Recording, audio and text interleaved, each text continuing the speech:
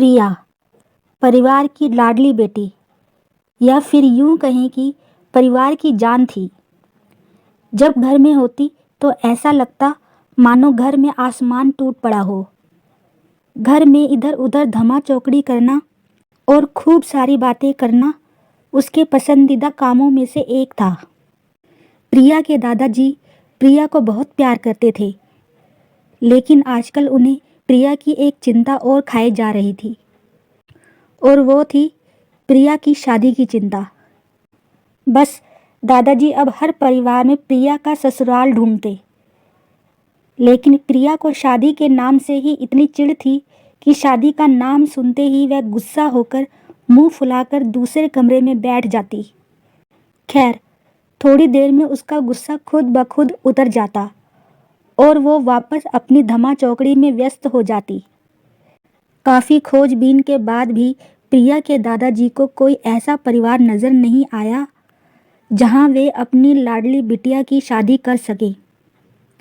इसलिए उन्होंने अपने बचपन के दोस्त से इस बारे में राय लेने का निश्चय किया। बस फिर क्या था, वे अपने दोस्त से मिलने बरेली की ओर निकल पड़े। अगले दिन जब वह बरेली पहुंचे तो उनके दोस्त ने स्टेशन पर ही उनके लिए गाड़ी भेज दी थी। 10 साल बाद अपने बचपन के दोस्त से मिलने के लिए वे भी बड़े उतावले थे। धीरे धीरे गाड़ी दोस्त के घर की ओर बढ़ी। बड़ा सा बंगलो, बंगलों के आगे बगीचा, गाड़ियां और नौकर चाकर देखकर दादाजी का मन खुशी से भर गया। इन 10 सालों में उनके दोस्त ने कितनी तरक्की कर ली है। नहीं तो 10 साल पहले दोस्त के पास था ही क्या। बस यही सब सोचते सोचते प्रिया के दादाजी अपने दोस्त के बंगलो पहुंच गए। गाड़ी की हॉर्न आवाज के साथ ही उनका दोस्त घर के बाहर अपने दोस्त के स्वागत के लिए आ गए थे। अपने दोस्त को गले लगाकर वो दादाजी को अंदर ले गए। घर अंदर से भी काफ़ी शानदार था। अपने दोस्त की संपन्नता को देख प्रिया के दादाजी भी फूले नहीं समाये। चाय नाश्ता के बाद दादाजी के दोस्त ने उनके आने का कोई खास कारण पूछा। दादाजी ने पोती की शादी के लिए एक अच्छा सा परिवार ढूंढने का काम सौंपते हुए बिटिया का फोटो दोस्त के हाथ में सौंप दिया। दादाजी के दोस्त भी अपने बेटे विक्रम के लिए एक सुयोग्य कन्या की तलाश में थे।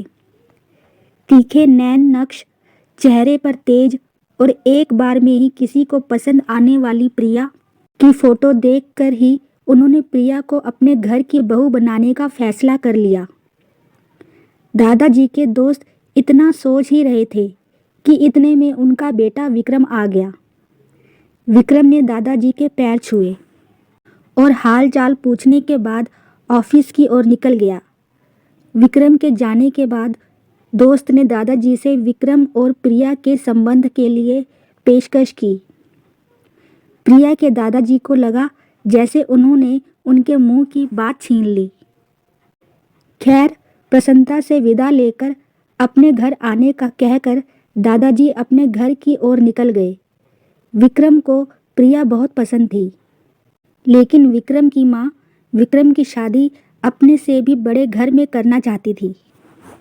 लेकिन विक्रम के मनाने पर वह मान गई और तय समय पर विक्रम और प्रिया की शादी हो गई। ससुराल में प्रिया के सास ससुर, विक्रम के बड़े भैया भाभी और प्रिया की ही उम्र की एक ननद थी, रागिनी। अपनी सादगी और सबका अच्छे से ख्याल रखने के कारण प्रिया ने घर में सबके दिलों में जगह बना ली, लेकिन अपनी तमाम कोशिशों के बावजूद अपनी सासू माँ का प्यार पाने में असफल रही। वह प्रिया के हर काम में कुछ ना कुछ गलती निकाल ही देती थी। अपनी शादी की रात को ही विक्रम ने प्रिया से साफ साफ कह दिया था कि घर के किसी भी मामले में मैं बिल्कुल नहीं बोलूँगा, ना तो मैं किसी बात पर माँ से बहस करूँगा और ना ही तुम्हारा साथ दूंगा। तुम्हें अपनी समझदारी से ही काम लेना होगा, लेकिन प्रिया की लाख कोशिशों के बावजूद भी सासू माँ के व्यवहार में कोई परिवर्तन नहीं आ रहा था। प्रिया की ननद जरूर उसकी माँ से प्रिया भाभी के प्रति इस तरह के व्यवहार पर उलझ जाती, लेकिन इससे भी केवल बात बढ़ने के अलावा कुछ नहीं होता। इसी तरह करीब 1 साल निकल गया।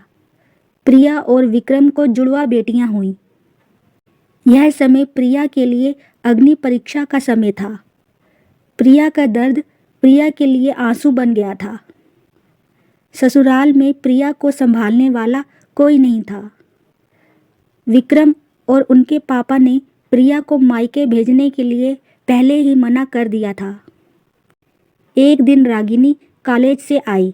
उसने सभी को कॉलेज के सालाना कार्यक्रम में आने के लिए कहा और यह भी कहा कि कॉलेज में उसकी भी 2 प्रस्तुतियां हैं, इसलिए आप सभी का चलना बहुत ज़रूरी है।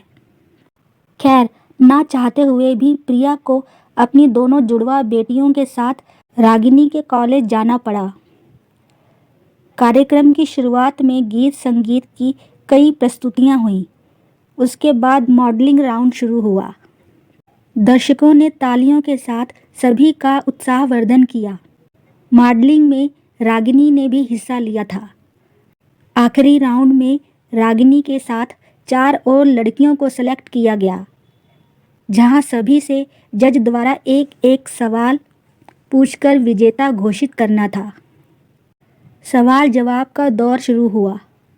इसी कड़ी में जज साहिबा ने रागिनी से सवाल पूछा, अगर घर में तुम्हारी माँ और भाभी में से किसी का एक साथ देना हो तो तुम किसका साथ दोगी?